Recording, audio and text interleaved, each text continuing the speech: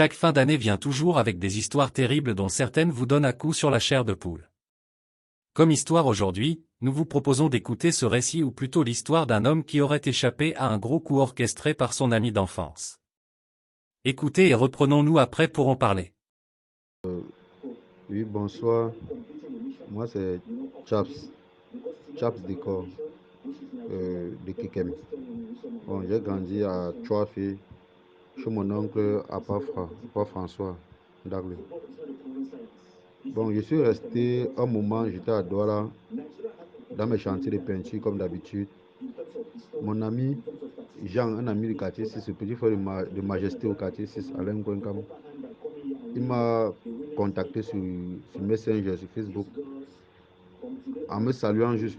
On se faisait des salutations à chaque fois.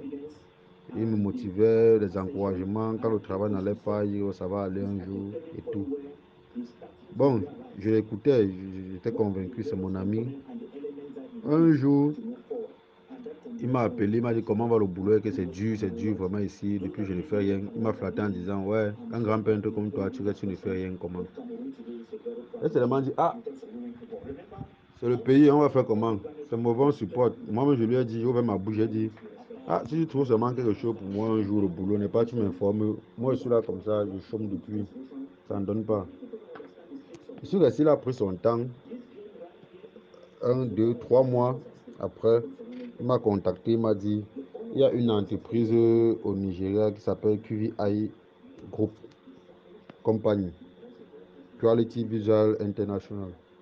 Il m'a fait comprendre que l'entreprise là a gagné un marché, 1500 logements sociaux.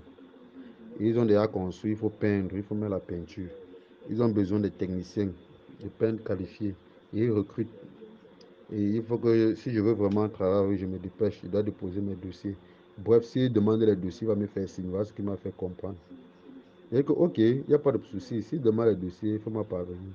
Je suis resté un jour, il m'a appelé.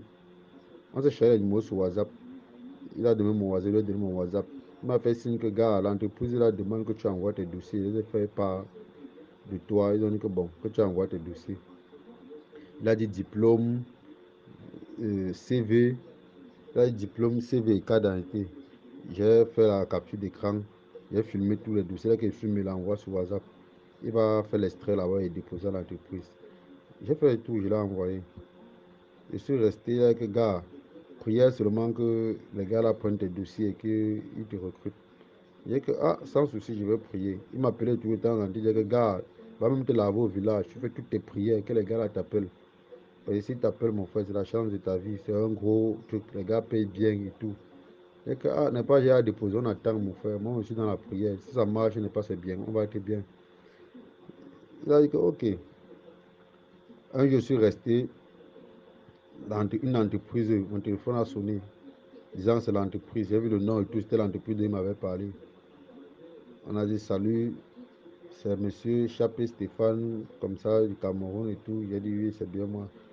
Ils m'ont fait comprendre que c'est l'entreprise QVI auquel j'avais déposé le dossier. Il dit, ok, on t'appelle comme ça pour l'entretien. Un entretien d'embauche. J'ai dit, ok. On m'a posé la question. J'ai passé l'entretien. Comment faire l'entretien? C'était en ligne sur WhatsApp. Ils m'ont appelé avec le WhatsApp de l'entreprise là. On a causé, j'ai fait l'entretien. J'étais un peu content ce jour, j'étais ému. Ils ont posé des questions nettement comme une entreprise pose des questions à l'entretien. J'ai dit, bon, j'ai vu c'est un peu sérieux. Ils m'ont dit, bon, tu vas attendre l'appel. Si c'est qu'on te recrute, c'est bon. Si on t'embauche, c'est une bonne chose. Ils m'ont un peu donné les modalités, comment si on me recrute, si on me prend là-bas, je vais être logé, nourri, on va me charger le téléphone et le salaire va être bon. Mais il y a des petits trucs que je dois me battre d'abord pour arriver là. Je dois faire pour arriver là, en cas où on m'appelle. Il n'y a pas de souci, je suis là, j'attends juste. On s'est séparés au téléphone ce jour-là. Je suis resté, j'ai attendu 2 à 3 semaines. 3 semaines après, ils m'ont rappelé. C'est l'entreprise comme ça. Ils m'ont appelé, appel normal, un appel direct. C'était plus par WhatsApp. Un appel direct. J'ai vu appel du Nigeria. Un appel direct. Oui, c'est l'entreprise QVI International, groupe QVI Group, qui vous appelle. Vous avez reçu votre entretien. Nous recrutons pour les travaux dont vous avez parlé. Vous deviez faire tout et tout pour rendre ici là d'ici le 20. Ils m'ont dit d'ici le 20 octobre. Vous devez vous rendre au Nigeria à l'entreprise pour signer votre contrat. Je voulais encore parler, poser, dire que non, si vous avez des questions, appelez votre intermédiaire, celui qui va déposer le dossier, à lui vous allez poser les questions. J'ai dit ok, il n'y a pas de souci. Bon, j'ai appelé maintenant mon gars, mon ami, pour demander les directives, comment ça se passe et tout. Il m'a encore flatté, non, c'est un bon truc, et voilà, voilà, voilà. Moi, j'ai cru en lui, je n'ai même pas trop parlé ça aux gens. Je ne voulais plus trop en parler aux gens parce que moi, la façon dont il m'a pris, j'ai cru en lui. Bon, ça lui a demandé le montant qu'il fallait. Il m'a dit que 100 à 120 000, je peux me rendre là-bas. J'ai dit ok. Je me suis battu, j'ai pris le temps et tout. J'ai pu avoir l'argent. Je me suis lancé. Il m'a donné un contact à Limbe qui devait me prendre, m'amener à l'eau, à la pirogue pour que la pirogue me prenne pour le Nigeria. Je suis allé, j'ai appelé le contact, étant à Limbe. Le contact m'a pris, m'a amené à l'eau, exactement. Ils ont appelé leur piroguier m'a pris. Nous sommes quand même, il y avait d'autres passagers, on nous a amenés au Nigeria. Arrivé au Nigeria, moi, là on a laissé à la frontière, là on laisse les gars, on m'a pas laissé au même endroit. On est arrivé là-bas, là où on garde, on embarque, on laisse tout le monde, on m'a pas laissé là-bas. On allait me laisser dans un endroit isolé, auquel on m'a dit il y avait une personne qui devait me prendre pour m'amener directement là où je dois partir. Dans la ville, je dois partir. Il va me prendre, m'escorter jusqu'au taxi pour me laisser dans la ville. C'est là où j'étais un peu inquiet, mais je me dérangeais pas trop. Je faisais confiance toujours à mon ami. Je suis parti. On m'a laissé dans l'endroit isolé, sorti de la pirogue. Le gars m'a pris, m'a mis sur une moto. Déjà, il m'a pris 1000 francs là-bas. Il y avait un gars aussi comme ça là-bas. On me dit que je dois donner 1000 francs au gars. Il dit que 1000 francs au gars, c'est pourquoi. Lui, il est quoi? Pourquoi il donne 1000 francs? On dit que tu vas aussi lui donner 1000 francs comme ça. J'appelle mon gars de Limbe qui m'a mis dans la pirogue. Tu m'as dit qu'il ne devait rien payer en haut, rien, rien. Tu t'es occupé de toi, l'argent qui était donné. Parce qu'il avait déjà changé l'argent à Limbe, à Nara, pour me donner. Je lui ai donné 80 000. Il m'a donné 21 000 Nara. Il a dit 80 000, il m'a donné 21 000 Nara. Que les 21 000 Nara, que devait m'occuper, ça devait m'occuper un peu jusqu'à la maison où je devais aller trouver mon ami. Donc, pour mes petites courses. Donc, le reste, c'est lui qui gère le transport jusqu'à mon ami. Il a dit que, ok.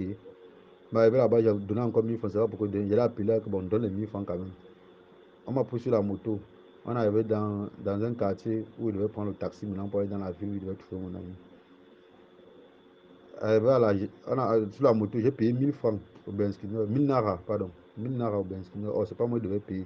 C'est mon gars qui me fait tout dépenser. J'appelle encore mon gars, il me dit que non, donne seulement. Je donne. Arrivé maintenant à l'agence où il veut prendre le taxi. Mon gars qui m'escortait pour me laisser dans le taxi, il me dit que il a déjà payé mon billet, il a donné 5000 Nara pour payer mon billet. Je sais quand il a donné les 5000 Nara. Il faut qu'on donne seulement le coupon, le ticket de transport, on me donne. Il dit qu'il a donné 5000 Nara, que je dois donner encore 5000 Nara pour le contrôle, parce que je ne suis pas Cameroun, je ne suis pas Nigérien. Je dois donner 5000 Nara. Pourquoi on me laisse passer au contrôle? Pourquoi on ne me contrôle pas? Et la ville où je partais, c'était comme. J'étais à Aaron. Aaron. Maintenant, il fallait quitter là-bas pour le taxi pour aller maintenant à Porta-Côte. Porta-Côte, là, c'est comme quitter Douala Yaoundé. C'est un peu loin. C'est bien loin, comme Douala Yaoundé. Nous sommes allés, il a donné les 5 000. J'ai appelé mon ami encore, mais comment on me dit que je ne dois pas dépenser encore? Je dois donner 5 000. Il dit que non, on donne seulement. Il donne les 5 000. Lui, il me faisait tout dépenser, tout l'argent, les 21 000 qui étaient sur moi, pourquoi j'arrive là-bas à sec. Jusqu'à lui à sec. J'ai donné. Dans la voiture, je n'ai même pas constaté un contrôle qu'on a fait. On ne m'a pas arrêté, rien, rien. Il n'y avait aucun contrôle. Il y avait beaucoup de contrôles, mais on ne m'a pas contrôlé, on ne m'a pas identifié, on n'a rien demandé. Je suis arrivé jusqu'à lui. Arrivé jusqu'à lui maintenant, j'arrive à la gare où il devait descendre, il devait me prendre. Je l'appelle, son numéro ne passe plus. Parce que quand je suis arrivé au Niger, les gars m'ont fait acheter une puce à 3 000 Nara. Ils m'ont fait acheter une puce. Ils m'ont dit que je dois arriver directement, je suis entré au Niger, ils m'ont fait acheter une puce 3 000 Nara. J'ai mis dans le téléphone. C'est ça que j'utilisais, parce que je pouvais utiliser le numéro du Cameroun. C'est avec ça que je contactais maintenant mon ami. J'arrive à la gare où on devait se prendre. Quand la voiture m'a laissé, son téléphone était éteint. Je le contacte sur WhatsApp, ça ne passe plus. Je fais tout, ça ne passe plus. Jusqu'à 1 heure, j'ai fait près d'1 h 30 à la gare là-bas, debout à attendre qu'il se manifeste. Rien, il n'agissait plus. À un moment, il m'a répondu sur WhatsApp. En disant que ouais, désolé mon frère, mon téléphone était éteint et tout, voilà, voilà. Il dit que mais jusqu'à 1h30, quand tu attends quelqu'un qui vient, tu dois même si tu mets le téléphone en chat, tu causes avec lui. Tu laisses pas, tu abandonnes le téléphone comment? C'est là où maintenant il me dit, prends la moto, tu me trouves encore à tel endroit que moi, je suis fatigué. J'ai appris ma moto, j'ai appris le taxi. Toi, tu es sur place, tu ne viens pas me chercher comme un frère arrive comme ça, on se déplace aussi pour venir me l'attendre à la gare. Tu me fais prendre la moto, donc tu veux que je vienne loin dans ton quartier comme ça, sans que tu viennes me chercher. J'ai fait tout. Là, il a dit, gars, fais seulement comme ça. J'ai supporté, je suis parti pour la moto, 500. Il a dit que je prends la moto pour qu'on me laisse à Timba Market. Donc, j'étais comme ça à LME, à Port-à-Côte, LME, à la gare de LME à Port-à-Côte. Il m'a dit, prends la moto, va te laisser à Timba Market. C'est toujours à côté de Port-à-Côte, toujours à Port-à-Côte, à côté de LME. Il a dit, prends la moto pour Timba Market. J'ai pris la moto 500, on m'a laissé à Timba Market. C'est là où il est trouvé en route. Il est venu avec quelqu'un. Ils m'ont pris pour la maison. Ils ont pris mon sac au dos, les cailles que j'avais. On est arrivé à la maison, ils voient une grande barrière avec un grand portail. Il dit, mais gars, vous habitez que dans une grande maison comme ça. Il dit, gars, laisse seulement. On entre. Il dit que tu habites avec ton ami ici, il dit que c'est un Camerounais aussi. On est là deux à la maison. Il dit que, ah, ok. J'entre dans la barre et voir c'est un gars encore dans la maison. Au moins 4 ou 5 comme ça. Il dit que, hey. Je m'inquiète, je lui pose plus la question. Je lui ai posé la question, mais les gars qui sont aussi là-bas, ils ont un autre compartiment, ils habitent là-bas. Il dit que oui, ils sont aussi là comme ça. Il dit que, ah, ok. Ce sont tous les Camerounais. Il dit que, ah, oui, ce sont les Camerounais. Il dit que, ok. On entre dans le salon, on voit le salon est vide. On traverse le salon. On part dans la chambre. On voit la chambre aussi est vide. Il dit que c'est là où ils dorment. La chambre est vide avec deux nappes lancées au sol, avec l'oreiller. Il n'y a pas de lit, il n'y a pas des assiettes, il n'y a rien. C'est pas comme une maison qu'on habite. Même les sacs, même les habits accrochés, tu ne le vois pas. Et je suis resté, ça m'a inquiété. Je lui demande que mes gars, c'est vraiment l'aventure que vous faites ici, c'est quoi? Il n'y a rien, rien derrière la maison, quoi. Vous faites que comment? Il rit seulement. Il dit qu'en tout cas, je suis fatigué, je veux manger quelque chose. Il m'oblige de prendre ma douche. Il dit que gars, je veux manger d'abord quelque chose, je suis vraiment fatigué, je n'ai rien mangé depuis. Il dit que, ok, sortons, alors on va prendre. Tu manges quelque chose. Je vois, il a l'air nerveux, il n'est pas trop content. Comme quand un ami vient, on est agité, on est fier, on blague avec lui. Il n'est pas comme ça. On part, il m'amène d'un tourneau d'eau, un peu loin de la maison. On part là-bas. Il me fait manger un plat autrement, un riz sec, un peu un truc. Ça m'a fait bizarre. Bon, je n'ai même pas eu l'appétit. J'ai goûté un peu. Je n'ai même plus faim quand j'ai vu la nourriture là. Nous sommes retournés à la maison. À la maison, il exige encore prendre ton bain. Gars, je suis fatigué pour m'asseoir. Un autre ami a dit que, un de ses amis a dit que, gars, il faut prendre ton bain. Tu vois, quoi, tu es fatigué. Il m'exige que je prends mon bain. Je me suis échangé, je me suis déshabillé. Ils m'ont monté la douche. La douche était propre. Douche interne, propre, à côté de la chambre. J'ai pris mon bain là-bas et tout. Je suis sorti, j'étais là en short. Je me suis assis sur la nappe au sol. J'ai dit le gars que je suis fatigué. Il faut que je me repose. En étant, il veut causer un peu avec lui. Que gars, c'est comment alors? Il dit, gars, je suis là, non? Il explique un peu la situation de quelqu'un. Il est là, il est toujours au téléphone. Il voit ses amis viennent, ne font que l'appeler. Il m'a dit que non, il était pas, il était vraiment avec une personne. Mais voit les gars sont tous dehors. On vient, on l'appelle. Celui-ci vient, l'appelle. Il sort, il cause, il revient toujours nerveux. C'est là, il me dit après que, gars, tu as l'argent. Je dis quel argent? Il me dit que, mais l'argent, non, tu vis ici maintenant comme ça qu'on va gérer comment tu n'as pas l'argent. Tu sais que je t'ai amené même ici, quoi. Je n'ai même pas dit à tous mes gars que tu venais ici. C'est un problème même comme tu t'amènes ici, là. Parce qu'on fouille souvent les maisons ici, là, les étrangers, on les arrête. Et tu vois un peu, je cours seulement le risque pour t'amener jusqu'ici. Il dit que, mais c'est ici que tu me dis tout ça, comment? Je suis ton étranger et tu m'as mené à quelque part. Est-ce que je reste ici, là, mais quand il va aller voir l'entreprise, l'entreprise va me loger. Est-ce qu'on aura encore un problème là? Il dit, gars, il dit seulement non. En tout cas, tu es venu quand même là. J'ai dit, quel argent encore? Il te dit que j'avais les difficultés à voyager, que je suis à sec, comme tu me vois, même plus un an sur moi. Il dit que, gars, et comment ça? Il dit que, mais tu m'as pas payé d'argent depuis au Cameroun. Tu me parles de quel argent encore maintenant qu'il arrive ici? Il dit que, non, il fallait que tu arrives d'abord. Et comment à discuter avec lui après? Il dit que, hey, c'est combien même que tu parles même de combien? Il me dit 500 000. Il dit que, wonderful. 500 000 maintenant, c'est pourquoi? Et je le regarde comme ça dans les yeux que mon ami, Jean, tu es mon frère. Attends, c'est sérieux ce que tu dis? Oui, Jean, tu as mal compris que non, il faut 500 000. Et te dit, non, il faut qu'on aille voir l'entreprise. Il y a certains papiers qu'il faut faire, il y a des documents qu'il faut faire. En que demande à aller voir l'entreprise, il y a tous les documents. Il dit que, mais quel document encore remplir? Il est quelle heure? Il en a 21 heures, tu veux pas les documents et tout. Mais Donc, s'il n'y a pas les 500 000 demande pour aller voir l'entreprise. Il dit non, on ne peut pas. Ici c'est au Nigeria. Ici, ça ne se passe pas comme ça, mon frère. Tu n'es même pas éligible, tu n'es pas légal. C'est cela. Tu ne peux pas marcher comme ça pour aller voir une grande entreprise comme l'entreprise que je te parle là, que tu connais là. Il dit que, hey, mais amène-moi juste à l'entreprise, je veux m'exprimer là-bas. C'est l'entreprise qui m'a appelé, non? Ils vont s'occuper de tout. Il dit que non, gars, ça ne se passe pas comme ça. Il faut l'argent. Appelle ta famille. Je te dis, appelle ta famille. Il dit que, hey, tu connais ma famille. Donc j'appelle ma famille, de ça aussi, vient chercher là, je vais t'apprendre que je suis arrivé au Niger, je veux que c'est un sami. Ils vont dire, mais ça c'est la magie, c'est quoi? Qu'ils réfléchissent, les gars, appelle-le, ils vont envoyer, il est exigeant qu'ils vont envoyer l'argent. Il dit que mais tu connais ma famille où? Il dit qu'ils vont envoyer l'argent, appelle-le. Il dit que gars, tu vois que c'est une blague. Hein. Ah, c'est là que je prends mon téléphone, commence à écrire maintenant au Camerounais, à mes frères que vraiment, ouais, aux amis aussi, que vraiment, si ton situation, c'est pas, c'est encore clair. Je suis au Nigeria, voilà, voilà, voilà. Alors chacun commence à m'écrire sur WhatsApp que non, hey, c'est un photo, pardon. Hey, on va te tuer là-bas. Comme ça, tu es dans une maison, non, c'est comme ça, comme ça. Que oui, hey, on va te décapiter là-bas, faire des organes. Qu'ils amènent les gens là-bas, c'est un peu une maison, ils vivent. C'est pour faire les business et tout. C'est là, maintenant, il me parle comme ça. On voit maintenant les gars qui sont pleins dans la maison, qui font que rôder depuis. Il dit que, hey, c'est là où je commence à écrire au téléphone. Je dis à mon ami que, attends, tu es sérieux, il faut vraiment 500 000. Il dit que oui, appelle ta famille, va envoyer. Appelle-les. Il insiste, il dit que mon téléphone est déchargé, il prend mon téléphone. Il dit qu'il va aller, ben, il n'y a pas de lumière, qu'il va mettre dans le groupe. Il va aller charger au groupe. Ah, je vais prendre mon téléphone, il laisse aussi. Après, ils sont exigeants. Qu'ils doivent appeler, on doit donner 500 000. L'homme maintenant, il dit que bon, ok, comme s'il avait le téléphone, il devait. Dès qu'il dit que s'il avait le téléphone, il devait alors insister pour voir si on va envoyer. Déjà, il était louche. Quelqu'un sort de notre chambre, il vient pour me donner mon téléphone, qu'il a choqué sur le power bank. Il dit que, ok, appelle la famille. Quelqu'un qui ne me le connaît même pas, il me dit aussi qu'appelle la famille ou envoyer l'argent. Et ça, il était chaud. J'étais moi là en short déjà couché. Les gars, mon ami dans les yeux, il dit que ouais, Jean, tu es mon ami. Vrai, vrai.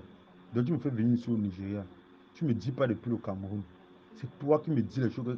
S'il n'y a pas de l'argent pour avoir l'entreprise, il me dit qu'on peut pas aller voir l'entreprise s'il n'y a pas d'argent. Il dit que merde. Je suis en train de discuter avec lui. Il dit ok, il veut voir, non, il veut essayer de convaincre. Il dit que ça te dépasse. Tu me donnes le téléphone, il veut leur parler. Il dit que, hey, attends, c'est toi qui parles maintenant. J'ai tellement besoin de parler, voir un gars grand de taille qui entre. Il se couche à côté de moi. Il dit que voilà, la fête c'est suspect. C'est alors que bon, ok, on va appeler la famille. Je porte mon habit. C'est là maintenant, je porte mon habit. Il y a des bruits, mais je porte mon habit, je mets mon haut. Il dit qu'on sort, on va causer à la famille. Je suis avec mon petit comme ça, il a convaincu qu'il va envoyer 200 000. Il faut que je convainc maintenant les autres pour qu'ils envoient le reste. S'ils envoient le reste, c'est bon. Il le flatte comme ça, pour qu'on sorte. Il dit que c'est mieux. On parle alors, comme ça, moi, tu me donnes le téléphone, je vais parler avec lui. Il dit, ok, on sort. Il ne veut pas moi rester là comme ça, parler. Il faut qu'on sorte en cause. C'est là même mon habit qu'il atteint. Il me suit. Il m'a quand même pas, il me suit, il est tout collé à moi. J'ai fait l'effort, il a ramassé mon portefeuille sans qu'il ne sache, j'ai mis dans ma poche. Il a lancé au sommet mon pantalon comme je suis venu avec. J'ai ramassé mon portefeuille, lancé dans ma poche. On sort. Arrivé à la cour, je constate que le porteur avait un gros cadenas. Il dit qu'il faut qu'on sorte, pardon. Les gars étaient assis à la porte. Ils étaient assis à la porte, ils avaient à caler la porte. Il dit que ouais, il ne faut pas qu'on parle à faire agent devant tous les gars, devant tes amis. Il faut qu'on sorte. On veut sortir, on voit le cardinal sur la porte. Dit qu'on ouvre, non. Il faut qu'on cause, ne pas causer d'affaires agent devant tout le monde, mon frère. Il faut que ça soit en solo, toi et moi. C'est toi qui m'as fait venir ici. Il ne faut pas causer ça devant eux. Il demande maintenant à l'un des gars de donner la clé. Il prend la clé, il ouvre la porte. On sort, il ouvre le portail, on sort, on est dehors. Je passe maintenant mon petit au téléphone. Mon petit maintenant le convainc que non, ce n'est plus normal. Mon petit cause avec lui que ce n'est plus normal. Il veut convaincre mon petit que non, il faut seulement l'argent. Il dit seulement qu'il faut qu'on envoie l'argent. Mais je sentais là le pire. C'est là où il dit que, ok, cause il va faire tout qu'il envoie. Non. Mon petit dit que on peut pas. Mon petit commençait à gronder au téléphone. C'est là où j'ai pris le téléphone à lui. J'ai arraché le téléphone entre les mains de mon ami. Il dit que laisse. C'est mon petit frère, il veut le convaincre. C'est ma famille, tu pourras le convaincre. Laisse. Il veut le convaincre qu'on va envoyer l'argent. Laisse-moi seulement causer bien avec lui. Il commence à dire à mon petit frère que, gars, il faut que vous envoyez l'argent là. Les 200 000 que tu vas envoyer, il faut compléter ça à 500, pardon. Il faut faire l'effort. Comment le flatter, pas le fort. Je dis à mon ami là, gars, il ne veut pas causer, il ne veut pas qu'il sache que je suis à côté, il m'éloigne un peu de toi. J'ai dit comme ça à mon ami là, qu'il veut un peu m'éloigner, il ne veut pas qu'il sache que nous sommes à côté. Bête aussi, il a creux. J'ai commencé à faire les 100 pas. Il parlait fort pour qu'il comprenne que je suis en train de donner l'argent, mais il parlait silencieusement, mon petit, que je suis en train de fuir. Je suis en train de partir seulement. Parce qu'il a fait là, les gars là veulent me finir, je suis en train de partir. Mon petit a seulement dit, pas seulement, comme tu parlais, c'est que tu as mis dedans là. Tu fuis, tu pars seulement. J'ai commencé à marcher un peu, un peu, un peu, un peu, un peu, un peu. Il me regardait seulement partir doucement. Il se peut qu'il a senti que je suis en train de fuir ou quoi, mais il n'avait pas trop l'idée là. Il est un peu entré. Dès qu'il est entré là, j'ai un peu vite marché. Pap, j'ai pris le virage. Sinon, je suis tombé au goudron. Heureusement pour moi, j'ai trouvé une moto qui m'a porté d'abord à 500 pour me laisser à la gare. Comme je suis venu, il a pris la moto pour la gare 500, il m'a laissé là-bas. Il était à 22 heures passées. Je suis parti me cacher à la gare là-bas quelque part. Il y avait les Nangaboko et tout. Je me suis caché là-bas. Je suis resté là-bas. J'étais au téléphone, tout mon petit. J'avais le powerbank branché sur mon téléphone. Quand j'ai laissé tout mon sac là-bas, toutes mes choses. Les bateaux, moi, que je les ai gardés, les caramels, les croquettes, les arachides grillés. Et tout, même mes diplômes, et tout, mes originaux, mon acte d'essai était dans le sac. Et on fait venir avec tout ça. J'ai laissé là-bas quand je suis parti. Heureusement, il y a pour ma carte d'identité. Mon portefeuille, il y a ma carte d'identité. Sur moi, dans mes poches, il y avait encore 5750 naira dans mes poches que j'avais laissé dans mon petit short. Je n'avais pas retiré. Chance pour moi. Je suis arrivé à la gare, là, je suis resté debout. Après, j'ai vu que je peux rester là, il poser la moto, il vient me fouiller parce qu'il m'envoie derrière les messages que tu es où, on veut déjà dormir. Tu es où, viens, non? Viens, on veut dormir. On ne reste pas ici dehors la nuit comme ça. La police va t'arrêter. Ici, c'est le Nigeria, ce n'est pas le Cameroun. On ne reste pas dehors comme ça la nuit. Et vrai, chez eux là-bas, la nuit, 22 h, tu vois plus les gens dehors comme ici chez nous. On reste au bar, il n'y a pas les gens au bar, on ne reste pas au bar là-bas. C'était vraiment sec à l'heure là. Je suis resté à la gare là-bas, les Nagaboko me torchaient, ils torchaient tout sur moi, mais ils ne me posaient pas de questions. J'ai vu que je suis trop à côté d'eux, ils peuvent venir là-bas me prendre, il s'est fait tard. On peut me prendre pour un bandit. J'ai fait, j'ai fait les 100 pas, je me suis éloigné de la gare peut-être à 200 mètres. J'ai vu une église qui veillait en plein air. Je suis parti me placer à côté de l'église qui veillait là. Je suis resté là-bas jusqu'au matin. Les 5750 qui étaient sur moi jusqu'au matin, je suis debout, j'étais au téléphone. Heureusement, le power était chargé, pour mon téléphone était déchargé. J'ai causé toujours avec la famille, mes petits, tout ça, avec les amis, on causait, ils m'expliquaient encore bien la situation. Ils me donnaient le courage et tout, la force de supporter et tout, jusqu'à rentrer. C'est là où j'ai pris la voiture le matin maintenant. 4000 Nara. Il m'a laissé dans la ville où j'ai pris le taxi d'abord pour entrer. Il m'a laissé dans la ville où il y a la frontière. 4000 Nara. C'est arrivé là-bas que je me suis battu pour avoir la frontière. Jusque-là, il n'y a pas eu moyen. On a appelé mon voisin Edouard, là, c'est un Nigérien. Il a appelé son petit frère, il est venu me récupérer en route. Au goudron, il n'avait même plus un rond, mais un nara, il n'avait plus sur moi. Il m'a récupéré, qui était à Calais. Il m'a logé chez lui peut-être 2 jours. On a envoyé l'argent de transport de la pirogue et il m'a ramené comme ça. C'est mardi que je suis rentré. Donc vraiment, c'est le Seigneur qui m'a retiré dans les mains des gars là parce que moi-même, j'arrive pas toujours à croire. J'ai souvent un traumatisme quand il pense comment je me suis échappé dans les mains des gars là. Après, j'imagine un instant qu'on n'ouvrait pas seulement le portail là. Qu'ils avaient un peu de doute, moi je mourrais le jour là dans les mains des gars là. Parce que la lueur que j'ai vue, même le gars qui vient se coucher autour de moi, c'était sérieux. C'était pas une blague. Mon ami me regardait puis les yeux, il était à nerveux. Donc, avec tous les gars qui m'encerclaient à l'heure là, la nuit là, c'était pas une blague. Il n'y avait même pas de lumière. Donc vraiment, c'est le Seigneur qui m'a levé entre les mains des gars là. Et pour rentrer même, je n'ai pas fait l'orgueil pour rentrer. Je les ai fait jusqu'aujourd'hui. C'est aujourd'hui que je les ai même bloqués avant de faire la publication parce que vu que c'est trop, il faut sensibiliser les gens. Je les ai fait tout croire que je suis au Nigeria parce que les gars là, c'est une chaîne. Ils sont nombreux. Même à l'eau, on peut te caler. Ils sont nombreux, c'est une chaîne. J'ai fait le malin pour qu'ils ne sachent même pas que je suis rentré de vouloir rentrer. Parce que tous les gars qui sont là-bas me contactaient. Parce qu'il y avait des gens qui vivaient dans la même, ils étaient cachés, ils attendaient qu'ils opèrent maintenant, ils font leur coup pour qu'ils se manifestent. C'est là où eux m'appelaient maintenant que chacun dit, tu es où? J'ai appris que tu es au Niger, tu étais même dans la maison que tu as fui. J'habite dans la maison que tu as fui là, je n'étais pas là, j'apprends seulement que tu as fui. Et chacun écrivait ça, après, et donc vous tous êtes là-bas, chacun dit oui. Chacun se moi, il dit non, il y a quoi? Viens prendre ton sac. Il n'y a rien. Juste ton sac avec tes originaux, on ne fait pas ça, hein. Viens prendre ton sac. L'autre me dit que je suis là même comme ça, il va t'envoyer un homme en tenue. Il va t'aider à prendre ton sac, tu rentres. Tu comprends? Va voir, il m'envoie une numéro d'un homme en tenue, que c'est pour un homme en tenue. Appelle-le. Il va te prendre. Tu rentres à Port-à-Côte. Il va te prendre, il va te prendre ton sac. Tu as compris? Il me flatte comme ça. Il dit que tu sais quoi? Envoie-moi d'abord l'argent. Il n'aime pas le transport. Pour voir si il va envoyer. Il n'a pas envoyé. Il dit que ça va. Il voulait même encore lui prendre seulement l'argent pour que sa mère m'a payé ma route. Il n'a pas envoyé. Il lui a dit que votre coup a échoué.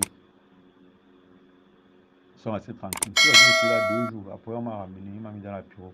J'ai fait trop de malin pour qu'ils ne sachent même pas que je suis en train de rentrer. Parce que c'est une chance que les gars là sont puissants. Leurs patrons sont les grands types. Donc, ils ont le pouvoir. Ils peuvent faire ce qu'ils veulent. Donc pour quitter même dans leurs bras, tous ceux qui ont fui qui échappé belle, ils ont fait que le malin. Ce n'est pas avec l'orgueil, ce n'est pas avec la force. Parce qu'ils sont prêts à tout. Ils ont une équipe à l'eau, à la frontière, depuis le Cameroun même. Parce que même le gars qui a fait le coup, qui m'a pris là, il faut qu'on le cherche. Il a à Limbe, j'ai encore son contact. Celui qui m'a pris à Limbe pour me mettre dans la bureau, il est dans le coup, ce qui est sûr. Ça ne peut pas le rater, il est dedans. C'est lui qui a organisé mes dépenses et tout, que je vais faire au Nigeria. Oh, c'était faux, c'est des fausses dépenses.